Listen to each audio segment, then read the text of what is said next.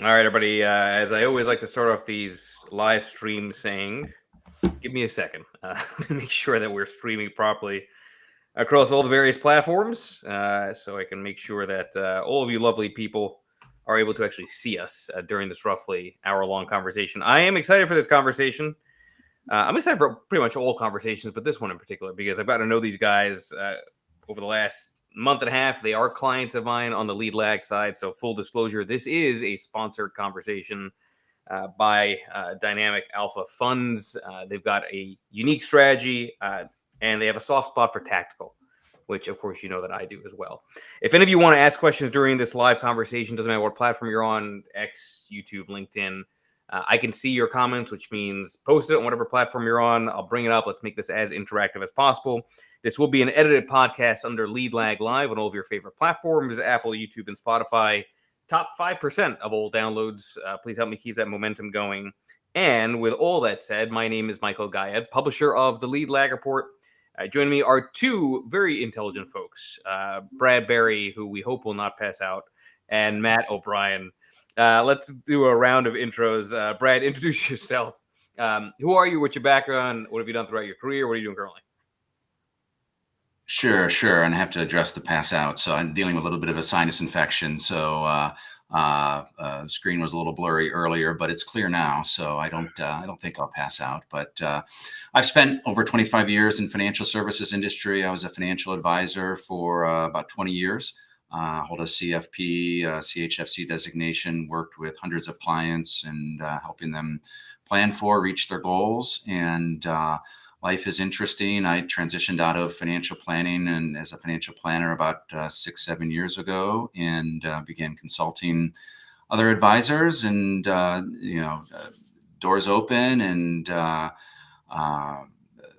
I'm here now, managing a mutual fund with Matt, other business partner David, and Joe's kind of our back office support person, and we have a lot of other people that help us with the mutual fund, and too many to thank now, as they say at the Academy Awards. But that's a little bit about me. I could probably go on, but it's a little background for now. And Matt, same to you. What's your background? Yeah, so I've been in the industry a little less than Brad. I don't know if my video is laggy on your side, but about 15 years. My background is in running home office models, and then more recently as the CIO of a smaller RIA.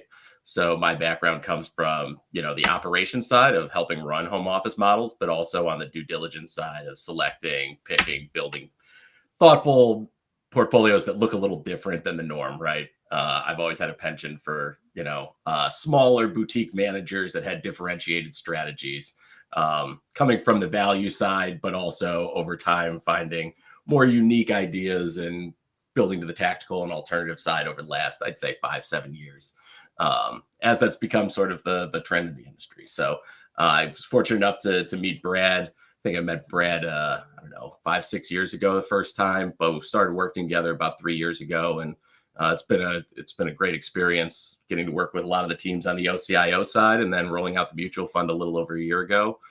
It's just been a great experience all around. So that's me. I think we should define thoughtful portfolios for a bit for the audience. Is a standard 60-40 stock bond mix that's passive, is that thoughtful? We'll go with you, Brad, on that first. Is it thoughtful? I mean, there's a little bit of thought that goes into it, I guess. Our philosophy is focused on, we have a few different terms for it. Sometimes we call it true diversification. Sometimes we also call it multi-dimensional asset allocation.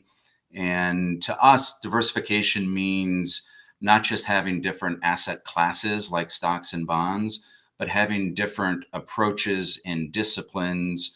We don't believe that there is such a thing as the answer. Quantitative analysis is not the answer. Technical analysis is not the answer. Neither is fundamental. There's multiple answers. One of the analogies I like to use, and your viewers will see me again in the future, I'm sure, and they'll get used to some of my analogies. I have a lot of old sayings and analogies. My team gets sick of me sometimes when I talk about them. But I think about it as if you're going to pick up your kids from school and you're the only one picking them up. If you hit traffic, you're going to be late. So if you pick them up and your spouse picks them up and you go different routes, you might get there the same time most of the time. But if one of you gets stuck behind a train or traffic, well, then the other one's going to get there on time. But what if you're both stuck behind traffic? Well, then maybe you have a nanny, or you have a friend, or you have a colleague, right? It's like, have more than two people trying to pick up the kids from school, because then both might hit. So when you only have 60-40, you have two asset classes by and large, you have 2 points of diversification. We think there should be multiple levels, multiple layers and levels of diversification, using tactical management, using alternatives. And with alternatives, we like to look at the alternatives to alternatives. Non-correlation is a big part of what we look at. And we also like to say non-correlation is not binary. Okay, you have one diversifier, great. But what if you added another diversifier that's not only non-correlated to the stocks and bonds, but it's also non-correlated to your other alternative, right? So that's our vision of multidimensional asset allocation. That's what our outsourced chief investment officer, our OCIO service to financial advisors, helps financial advisors do, is build truly diversified multidimensional asset allocation approaches that involve a lot of different disciplines, and in a way that's actually streamlined for them and easier for them to implement. And our fund is kind of based on that premise of multi-dimensions as well, which we can kind of get into. But no, we definitely will. And as I hear that, my mind goes to, Matt, your experience on the family office side. I think that's a mindset that family offices like to put in their own portfolios. Yeah, so it just to be clear, it's more of the home office side. So I work for a large OSJ, working for a lot of Gotcha. financial advisors. But you're absolutely right? It's building in all these different layers of return. We call them return drivers, right? So you're getting return from different risk factors inside the portfolio. I think today it's private assets are the big one that people talk about, and for us that's great and all, and that's fine. It's different, but it's not an alternative to us, because ultimately economic growth is still driving private equity at its core, right? And credit still has the same fundamentals of cash flow, and does this company still make enough money to meet their credit obligations as the public credit does? They may have a better debt structure. They may have a more willing, flexible, creditor on one side because they don't want to see a default. But at the end of the day, it's still the same fundamental structure versus something like an arbitrage strategy, which is a very different risk driver, or a managed futures strategy, or in our fund, a fundamental global macro strategy that runs on one side of the fund. So it's finding those unique drivers of return that have different underlying risk factors and building a portfolio around those. How many truly unique drivers or factors are there? I mean, when you look across anomalies, academic papers, your own research, I have to imagine it's not like there's a significant number of them. It's probably just a few select core types of non-correlated approaches. You're probably right. I mean, I don't think we've ever sat down and counted them off, but I think like take managed futures, for example, right? Inside the managed futures space, sure, a lot of people might be trend following, right? But inside of trend following, what's the duration they're looking at? How long's their hold period? So the correlations inside that space can be wildly different from one manager to another. What vol are they running at? So inside that space, we can actually still find ways to position one or two managers in there. And the bigger hurt, the cap you hit first before finding 6 or 7 or 8 different return drivers is how much can advisors and retail clients actually stomach in their portfolio, because they do look so much different than the broad market. And realistically, we just haven't had a market that's moved sideways since, basically when I came into the career from 2000 to 2010. That's the last time the market moved sideways enough for alternatives to really be a differentiator that drove return for a decade, right? Yeah, I think we definitely should touch on that, because it's like everything else. There are cycles, and this happens to have been a prolonged cycle where it's largely been a game of just the S&P. And if you were trying to diversify around that, almost by definition, you lagged. And it's doubly worse because of home bias alongside availability heuristic. People think that that's the benchmark, that's the proxy, right? That everybody has to compare their portfolios against. In reality, it's not, Brad. And you've seen this yourself on the FA side. Absolutely. And it when you think about it, what's the main purpose to diversify? And the main reason to diversify is not necessarily to get the highest return. When working with clients, as I did, I would get calls from my clients saying, "Hey, Brad, the car broke down. I need $30,000, right? The refrigerator blew up. I need money, right? And if everything is in the S&P 500 and you happen to be at a down point, or everything's in the stock market and/or bond market and it's at a down point, and you have to sell out of a portfolio or sell out of a holding when it's at a down point, you're not going to get that money back for those shares that you sold." So in my mind, as an advisor for as long as I was, diversification to me means always having something in the portfolio that's doing well or doing better than something else, so that if you have those emergencies, you have something to tap into. And that also means that there will be parts of the portfolio that are underperforming. By definition, that is diversification. There's the old saying, diversification means always having to say you're sorry, right? If everything goes up at the same time, it means it's all going to go down at the same time, right? And it's funny. Like I would say that literal thing I said with up and down at the same time to my clients, but I would pause and say, if everything goes up at the same time, it means, and clients are smart, they know. Right? It means it's all going to go down at the same time. So it's not rocket science. It's diversification. It's the way it's supposed to be. And we believe in tactical management. We believe in buy and hold as well, and we believe in alternatives. And predicting it. I mean, the S&P has certainly been an amazing performer. Is it going to continue to be an amazing performer for the next decade? A lot of research says no. A lot of research says yes. We don't necessarily take sides entirely. We think you can do a little bit of both, buy and hold and be tactical. That's part of what we do in our mutual fund. And it's definitely one of the things we do in our models that we build for financial advisors. One of the things I always say is it's the bus that you don't see that hits you. Right. And Michael, I know you hear this too, where people will call up and say, "Oh, on such and such TV network, they said this is going to happen and we better buy gold, or we better put it all to cash, or the government's going to steal our money. This is going to happen. This is going to happen." Well, that's the bus that you see.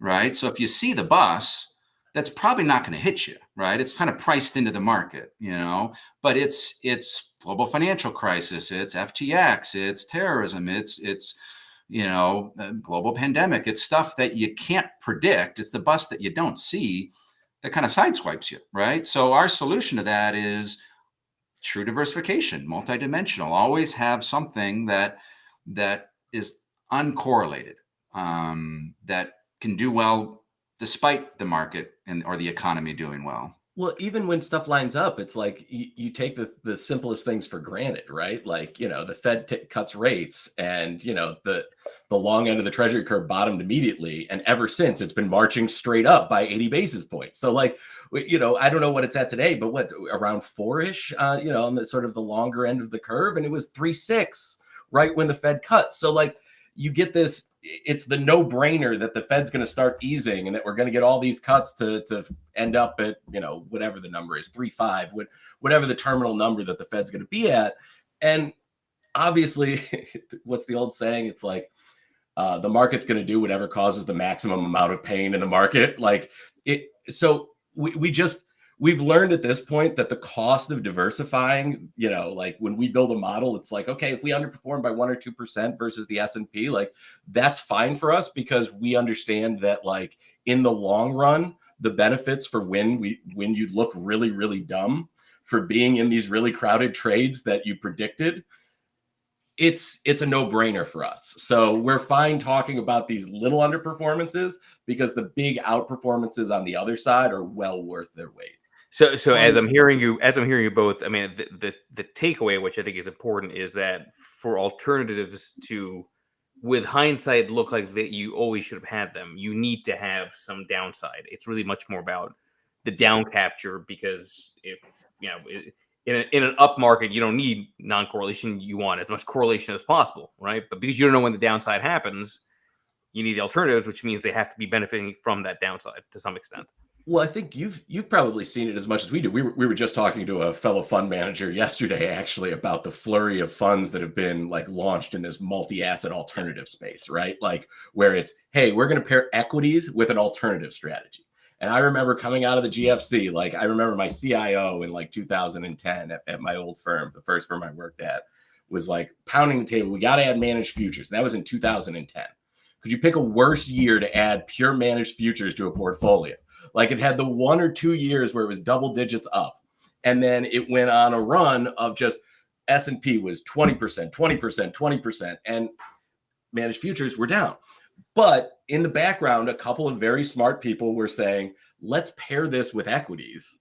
And you get this very ownable strategy that allows the average investor to be in it most of the time. Does it give you the same pop in a down market as managed? No, but it makes it a much more overall ownable experience that client can own for the long run in the portfolio and have it a lot of the time and not be so painful in the up markets and give you that benefit of diversification in those down markets. So it's really interesting that it's finally just happening now.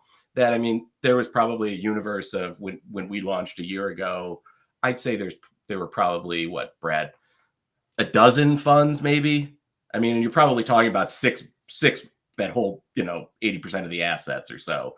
That we don't have to name names, but and now there's probably a dozen, I think, that have launched in the last like 3 months. I mean, it's really quite incredible to see the attraction to that structure as opposed to just launching pure alternative funds, because it is difficult to own outside of like the endowment or the really long dated investment space. I want to show parts of the website here. This angle around dynamic alpha. Dynamic alpha. Yeah, that's an important. Yeah, we should get into that. Yeah. Go ahead, Brad.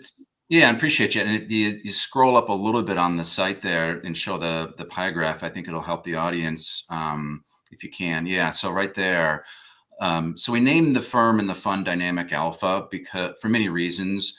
With the fund, though, as the pie graph shows, our mutual fund is roughly half a global macro fundamentally managed portfolio utilizing highly liquid futures contracts. And then half is in the U.S. stock market, broken down, as you can see, between growth, dividend focused, and just broad-based market. And on the bottom there, you can see Dynamic Alpha with the arrow. To us, Dynamic Alpha is being able to create alpha by dynamically rebalancing between these two sides of historically non-correlated strategies. I don't even call them asset classes because to me, global macro is more of a strategy than it is an asset class. And the pie graph there shows even amounts in the 6 core areas of the futures markets. But we're not exposed to all 6 of those areas at all time. Far from it. And one of the key distinctions with our strategy and our fund is that it is fundamental. It is not what one would typically label as managed futures or trend following or algo or black box by any stretch. It's run by a seasoned team out of Boston that has a decade of history managing this strategy. It's fundamentally driven, right? And because the two are non-correlated, that helps us create that dynamic alpha. And obviously that's what we're shooting for, is alpha outperformance. One of the things I'll share from the fundamental basis, because I think it helps to tell the story to end investors as well as advisors. And I'm a big believer, and this comes back from my financial advisor days, of investors and advisors should understand the strategies that they're investing in. Because if you understand it, you're more likely to stay invested in it in the long term, right? Whether it's a stock, a strategy, a fund, if you understand it and you understand, yep, it might be on a downturn, I'm going to buy more, I'm going to hold on to it longer term. If you believe in the company, you believe in the strategy, you're more likely to hold on to it for the long term. So to us, fundamental global macro is what that means to us is it's driven by global supply and demand imbalances. So our manager looks for those supply demand imbalances. The best example I'll give, look, today is Halloween, right? We're airing live on Halloween. So some people might have some chocolate today. Not you, Michael, I know, because you're super healthy. You might even be fasting now. I don't know how many hours it's been since you've eaten, which is awesome. But a lot of people will have chocolate today. So our manager on the global macro side went long cocoa last year because he identified a supply-demand imbalance. There was bad weather heading towards the Ivory Coast and El Nino. There was poor fertilizer application by the local farmers there, and that was identified as going to drive up cocoa prices. Sure enough, that's what happened. And you can understand that as an investor, as an advisor, like, okay, that makes sense. The crop's going to be bad because of bad weather. The farmers aren't utilizing fertilizer well. Supply is going to be down. Demand is still there. Lord knows, chocolate demand is still there.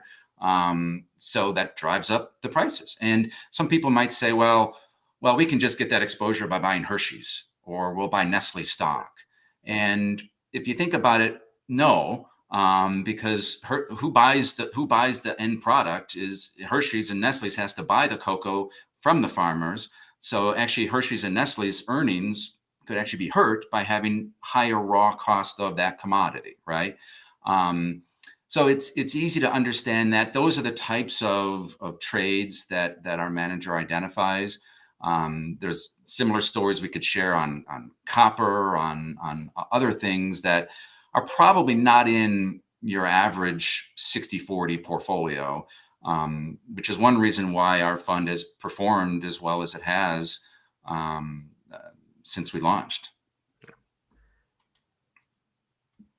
I think the cocoa example is a good one because that went parabolic, right? Let's talk about managing that from a position sizing perspective, though. So, the objective is to try to have a couple of those winners, obviously, as often as you can. You want to let it run, but there's always a risk management aspect to how big then it gets relative to other parts of the portfolio. So talk me through the initial weighting, what kind of risk controls there are there, and then what do you do if you have something that's just got outsized performance?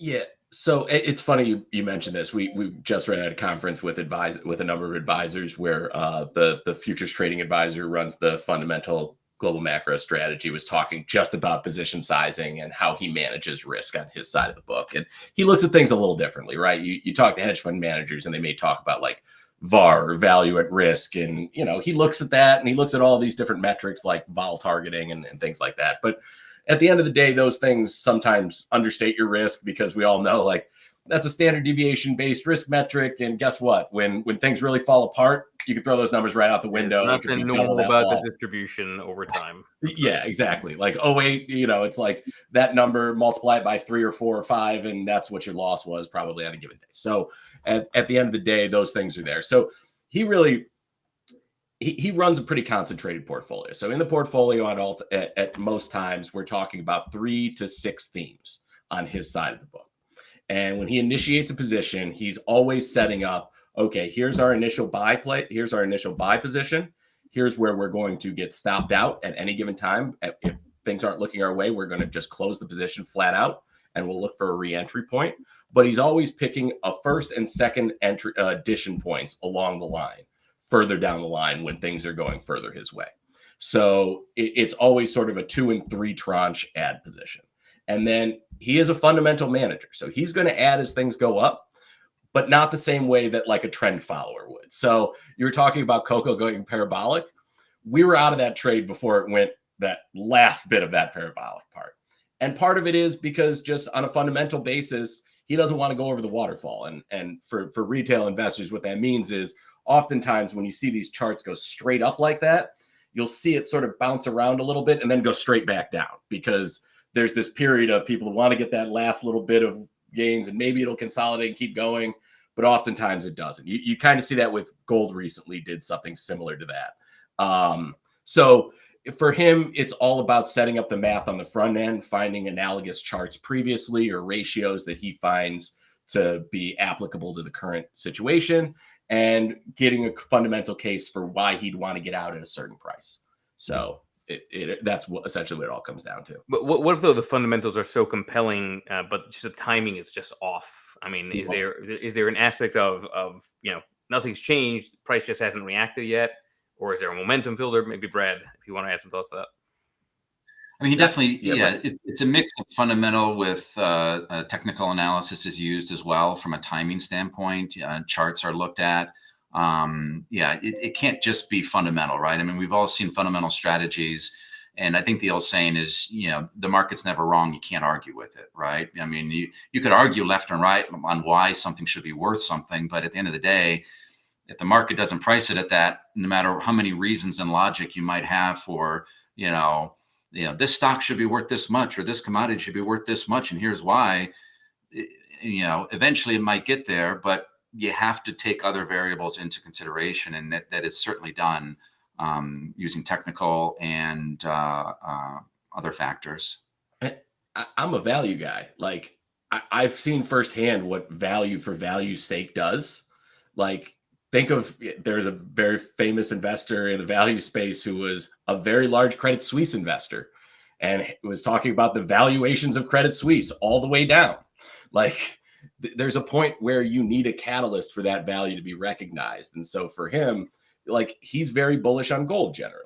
Like, that's a trade he's been bullish on for several years and will probably enter at some point in the future, but it's not a position we have on right now. We got out of it, I think, at the end of September, Brad? I think we were out of gold sometime in September. Yeah, I don't remember exactly. Yeah, everything. Yeah, we do. We are very transparent. Every month we do publish our current holdings. We publish a newsletter that goes through how the portfolio is positioned, outlook. It's all available on our website. So yeah, we're very transparent in how and why we're positioned and do things. And because again, I think that's important to understanding the strategy so that, everyone's more likely to, stay in the car despite maybe a few bumps here and there, because that'll inevitably happen. I'm looking at the fact sheet because I think this is interesting on DYMIX, which is the ticker. The two most impressive stats, of course, are the Sharpe ratio and Sortino ratio. 1.3 is also the correlation at 0.24. I feel like we should do like a little bit of an educational talk on how important risk-adjusted measures are. Very much so, and this is something where I think it's a key learning in the financial and investment and financial advisor world on what risk really is. And again, and sometimes I think your average retail investor understands it a little bit better than the industry, because standard deviation is almost always used as a measure of risk. And my degree is in mathematics and economics, so I know a fair amount about statistics. And if you think back to your statistics class, you have your average and then you have your 95th percentile range, right? And in mathematics, it's a perfect bell-shaped curve. Well, we don't live in a perfect world. We don't live in a perfect bell-shaped curve. So as you can see on our statistics there, you'll see our standard deviation is 16.2. And at first you might compare that and say, oh, Brad, compared to the S&P, that's higher risk. That's a higher standard deviation at 13. But if you break that standard deviation down between the gain deviation and the loss deviation, what you actually see is we have a higher gain deviation and about the same loss deviation, slightly higher, but basically the same, basically the same loss deviation. So you have to ask yourself, what do your clients want to minimize? Do your clients want to minimize total standard deviation, or do they want to minimize the loss deviation? And when I say clients, I'm referring to the financial advisors listening, and I understand there could be a mixed audience here, so I apologize. But as an investor, again, you want to maximize gain deviation, minimum loss deviation, and that's the Sortino ratio is, which in our opinion, no offense to Mr. William Sharpe, our opinion is Sortino gives a better risk-adjusted return, because Sortino is basically, think of it as the return divided by that downside or that loss part of the deviation, right? Versus Sharpe ratio is return divided by and I'm oversimplifying it. I know it's return minus risk-free return, but simplifying it's return divided by standard deviation for Sharpe, and the Sortino is the return divided by that loss or downside deviation. And again, with our fund, we're able to do all of that with a correlation of 0.24. Outperforming it is key, and our fact sheet, is certainly defines all these terms as well. But yeah, it's I've even joked at conferences and to my team, like on my tombstone, I want printed standard deviation is not risk, Yes. because everyone's seen those scatter plots, and standard deviation is it's simply not risk; it's total deviation. And yeah, I broke it down. What have been some of the biggest contributors to that return stream since inception? I mean, it's the gold trade's been a big contributor. Yeah. I mean, that by far. I think secondarily, the 2-year futures position helped us for quite a while. Although it's hurt us at times also. I mean, that's been one that's a similar trade. I would say those are probably our 2 biggest contributors. There's been some smaller positions. I mean, I think the way you can think about our portfolio is usually there's 2 or 3 bigger themes that are sort of more mega themes inside the portfolio.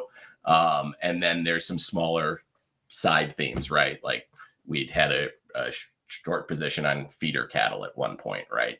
With the idea that beef prices are pretty high, but the regular cattle prices chart wasn't quite lining up, so he liked the feeder cattle a little bit, thinking that substitution might come in. So those are priced, those are sized accordingly, right? They're a much smaller position size than like the gold position was, or at one point we had copper in the portfolio as well. The cocoa position as well was a smaller position, just because the cocoa market is for those of you that don't know, cocoa is an interesting market. It's literally made in one small country on the western coast of Africa by small farms that are like plots of like an acre or 2 that are run by families. I mean, it is literally the smallest mom and pop market in the world, but it's one of the most ubiquitous things that anyone has. So it's really a unique market. So it's tough to say I'm going to take a huge position in this commodity versus something like the gold market, which is mined everywhere across the globe by every nation, and is held in vaults and used in coinage, and has been used for hundreds of thousands of years as currency, tens of thousands of years as currency. So it's just you always have to sort of take things and size them appropriately to their use case and usefulness in the market overall. Let's do a little war story on that gold trade. I mean, when was that initiated? When was there confidence that this is going to be conceivably a big driver of returns, or if there was, except with hindsight? I mean, let's talk about that a little bit. The timing of it, Brad. I mean, you're better with dates than I am. I think the thing, going back to the putting the trades on and taking them off, I mean, this is always one with our manager, our futures trading advisor. He's going to try and put trades on and take them off multiple times. So there are fits and starts with all of these things. So I want to say he put it on at the end of 2023. He started the first time, took it off, and then went back in, I believe, in the beginning of sometime in the first quarter of 2024. And then added sometime in the second quarter, and then held through part of the second quarter. I don't have the dates in front of me exactly, but then we got out towards the end of the third quarter. I'm not sure if we held it through the end of the third quarter. I'd have to check the exact dates on that. But it's always a matter of, okay, we add to it, things are working our way. We buy the initial position, things either work our way or don't. We either stay in and add to it, or we get out of it. And then it's a matter of, okay, when do the charts line up? When are things working our way? The 2-year position was a perfect example of this. The 2-year position killed us when we first started the fund, was killing us in the fourth quarter of last year. And going into 2024, that position got cut for risk purposes, I believe in January or February, totally out of the portfolio, and then was reinitiated sometime in the first quarter again. So it's always fits and starts, and it speaks to the team's risk management positions where things aren't working. It's not a matter of waiting around and hoping they start to work or anything. It's just, we're going to cut risk and reassess, make sure things work the way they should be, because waiting around doesn't tend to work in this business. So as I'm looking at the global Yeah. macro opportunity, sorry, go ahead, Brad, please. No, go ahead. Go ahead. No, if you want to add some thoughts, I think it's a slight delay. Yeah, go ahead. Yeah, no, I was just gonna add to what Matt said, and that's our philosophy, and it's around the philosophy, right, of being active on that global macro side, right, and we've all seen the charts that say gold has been a terrible investment. It's you bought and hold gold for 30 years, you made no money, right, and that's true on facts, but what if you were actively managing it, and what if you were tactical with the gold, or with cattle, or with copper, or with silver, or what have you, right? So that's our philosophy on the fund. Is half the fund is buy and hold stocks for the long run, right? Where it's always funny, like even when I was an advisor, and we might look at two different investment options to the client, like, well, we can invest in A, we can invest in B, what are your thoughts? And the client would have a hard time deciding. And I'm like, well, they're both good. So, you don't have to decide. You can do both, right? I mean, the investment world doesn't have to be binary. You can do both. And that's what we do with the fund is so if the market is working, we're going to benefit from that. If the market doesn't work, then we have positions you brought up the fact sheet that shows kind of that global macro universe. And yeah, you highlighted that we can be both long or short these different instruments. And this again ties into that full diversification, true diversification, where your average portfolio is not going to have exposure to cocoa, or we had a coffee position. You can have the agricultures, the sugar, the what have you, right? And again, the different metals, and there's different drivers of return on each of these. The EV market is one where, do you pick a winner with the EV market, the electric vehicle market, and say, well, Tesla, it's going to be Rivian. Well, it certainly wasn't Fisker, right? And, Lucid, they're going to make it happen. Is it going to be Volkswagen, who just, partnered with Rivian? Who knows, right? To play that is the copper market, right? Because copper is going to be in all those cars. Copper is in the charging infrastructure. The EV market over in China is growing exponentially faster, and potentially will be larger than the U.S. market. And the electrical growth, in their power grid, and that's just one part of the demand for copper. What about the AI growth, right? Where the amount of energy it takes to power these NVIDIA chips and these computers, and the growth of AI out there, the charging infrastructure is going to grow. So instead of maybe picking a buyer or a winner or a loser in the equity place, another way is with the copper. And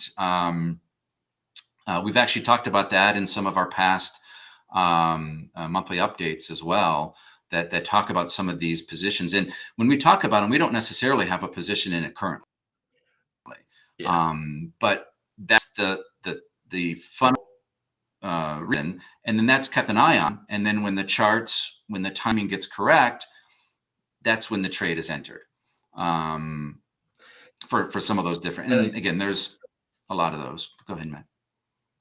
Oh, no, sorry. I was just going to add on, Brad. I mean, I think just to be clear, we don't have a copper position on. It's something that we're very bullish on. I mean, that was one of the big charts that our manager showed at the conference we were at, is just, Chinese demand over time, right? People talk about, oh, they're going through this property bust, and that's the biggest driver of demand. Yeah, that was the biggest driver of demand, back in the early 2000s when that was the main driver. But green energy uses and wiring up buildings for high-speed internet, things like that, green energy transition, like that is the bigger use case now in China. And the investment they're still making in those is far greater than the disinvestment they're making in property building. So like the amount that they're taking out for that is a pittance compared to the amount that they're investing in things like green energy and AI and EVs. So like, it's not a position we have on. It's just the charts, the timing hasn't been right. It's a position where we've tried it. We've made a little bit here and there, and we've lost a little bit here and there, but it'll be a position that we'll try again at some point. But I think to Brad's point earlier about gold, you look at the chart of gold and it works in fits and starts, right? You want to own it tactically. It's not something necessarily you want to own for a decade. The S&P is one of those things that generally works over a decade, over the long term. Commodities, not generally so much. They tend to be more range bound. Supply and demand metrics tend to be more self-correcting there a little bit, where you don't get these juggernauts like Apple that just compound over time, right? Copper works, and then someone builds more mines. The investment over 10 years happens, and supply sort of corrects for the amount of demand that's out there. So being more tactical in those spaces really, really pays off. And that's why you really need someone managing it for you, as opposed to just owning it blindly through something like an ETF. Talk to me about the currency side. I think it's interesting to think through how currencies, which are not a buy and hold investment unless it's is it Venezuela, right? Or as far as the currency goes, except for Venezuela, where you can't get out of it, right? Yeah, exactly. But talk to me about the currency side, because I think there's some interesting movements there in general. Obviously, everyone knows what's happened with the yen since the July bottom. And I think, correct me if I'm wrong with this, a lot of the currency side is much more momentum, technical analysis driven. But let's talk through that a bit. Yeah, Brett. I was just going to take it on a high level standpoint. It's really looked at a macro view, right? I mean, macro view on valuations, on interest rates, on growth. I'm certainly I'm not the expert that's deciding on which currency play to take by any stretch. What's nice is that it's a tool in our toolbox, right? And that's the philosophy, right? It's a tool that our manager can use to benefit from imbalances, in the currency market, in the macro viewpoint of economies that are out there. So, it's not the nitty gritty answer that our futures trading advisor can give you, but it's that tool that's in our toolbox to be able to benefit from the opportunities that are presented. Matt, I don't know if you would add anything.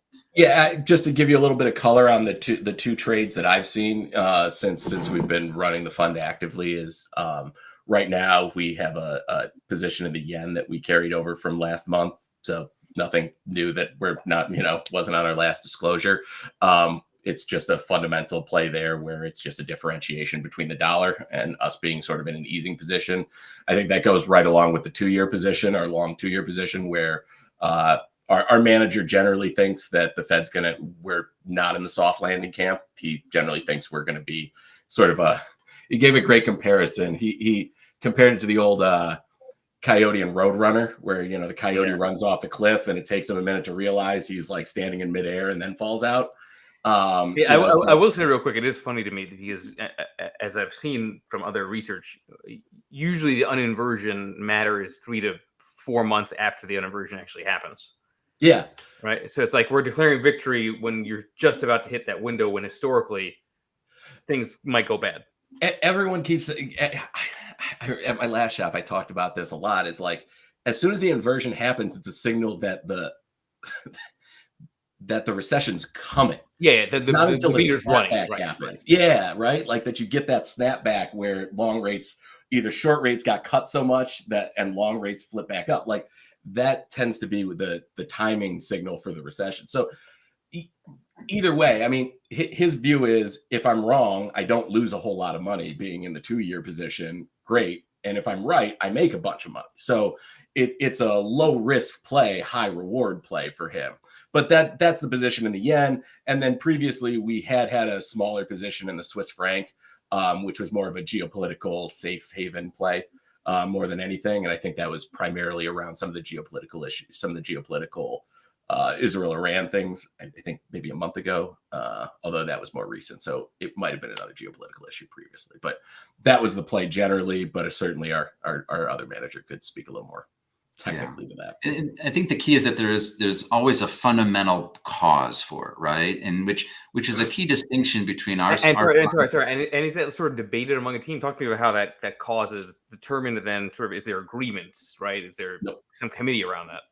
He It's is. not a committee. I mean, it's a small team, concentrated team. They certainly have internal discussions and debate on positions, but it's not a, you know, and that's one of the distinctions with the fund is it is fundamental, so it's driven potentially faster, right, than a quant strategy. The example I always give is a fundamental manager is always to the party early, where your quant manager is late, right? Because quant needs to see all the data needs to go in there, analyze it. You know, I reference Peter Lynch from Fidelity, right, where the Magellan Fund, and he walked into a store probably 40 years ago now, a little known store no one ever heard of, and he's like, oh my gosh, everything is in here. I'm going to buy this stock. That little known store was Walmart, right? Because that was a fundamental call he made that, well, this thing is going to be big. A quant manager, which, probably weren't as many quant managers 40 years ago as there were today or 30 years ago, but a quant manager wouldn't have bought Walmart that early because they would have needed to see trends of earnings and everything, right? So, it's different, right? And that helps. We actually complement a lot of those quant managers, algos, trend following. Again, we don't think we have the answer. There's multiple answers there, but we do think our answer is complementary to a lot of other things that are out there. And we've seen that with advisors and kind of how they're investing and using us. So, okay, I know obviously advisors are a good target market, but let's make the case for, the retail self-directed type of, investor Sure. and trader. Who, let's face it. I mean, there's been a lot of these guys and gals. They've been driving individual positions left and right. They're into levered products. They're into high yielding products. They feel like they have control of their destiny. They want to be more short term in their trading. Make the case for considering something like your fund. You've got control of a lot of other things. This is the one thing you don't have to think about in your portfolio. It takes care of itself, right?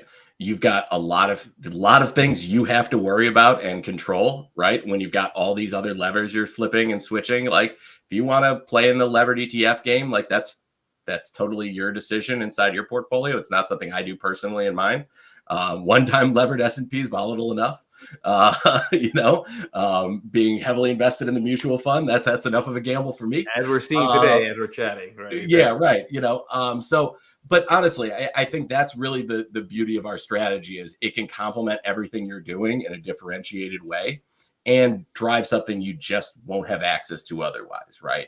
I don't know how many of the retail investors are also futures traders or have the ability to trade in actual futures contracts. Certainly, you can get access to it through ETFs and things like that. But I'm sure if they're sophisticated enough, they understand all of the problems with those products and contract structure and role and all those problems, right? There's a reason why USO has destroyed more wealth than most other products out there, right? So again, I would just say this is the part of your portfolio that can give you returns that are a little bit more steady, that can compete with equities over the long run, hopefully, and deliver some non-correlation to your portfolio. That's the goal we try and strive for. Yeah, I would echo that. It's the set it and forget it part, right? And if you want to be active and in trading and things like that and have fun, that's great. I mean, nothing wrong with that. You should, certainly do that if you get a joy out of it and you're good at it. But again, you should diversify too.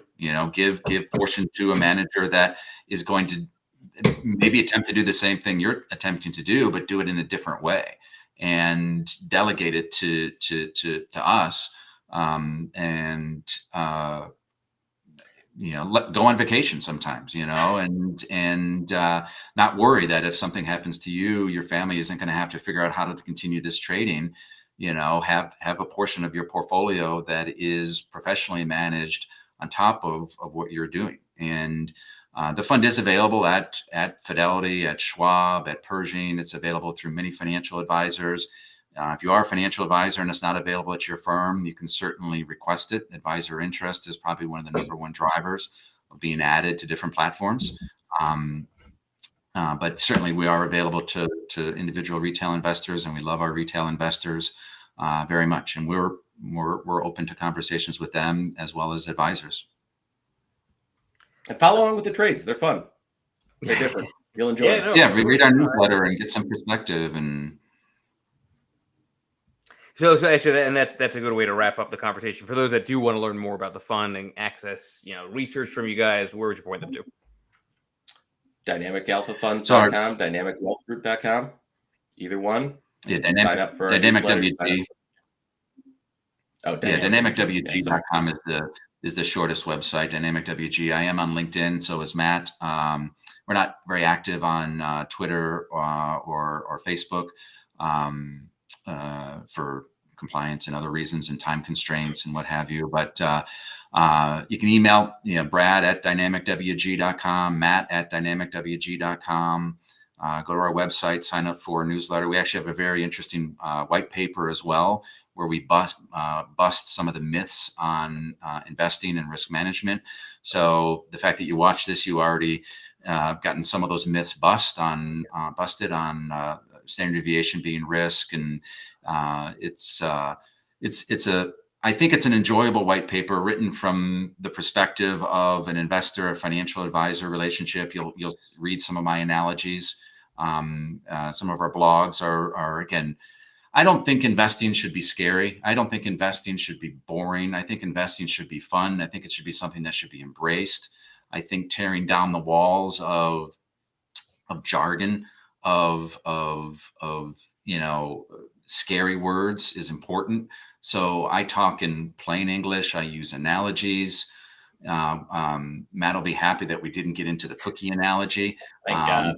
But he's heard it a million times. But we have a blog posting on how investing is like baking a cookie, and it simplifies it, and the ingredients and leaving the cookie in the oven long enough for investing long term. It's educate your family members, educate your kids on investing, get involved. And again, if you're an advisor, communicating with analogies is a great way to do it. And so Everybody learn more about DYMIX. Great conversation. We will be doing these once a month, and we'll bring in other special guests along the way. Appreciate those that watch this. I have another one of these conversations coming up literally in 8 minutes. So I am not going to get a cookie, and I will see you all on the next episode of Lead Lag Live. Thank you, everybody. Thanks, Mike. Thanks, Michael. Cheers. Thanks, everyone.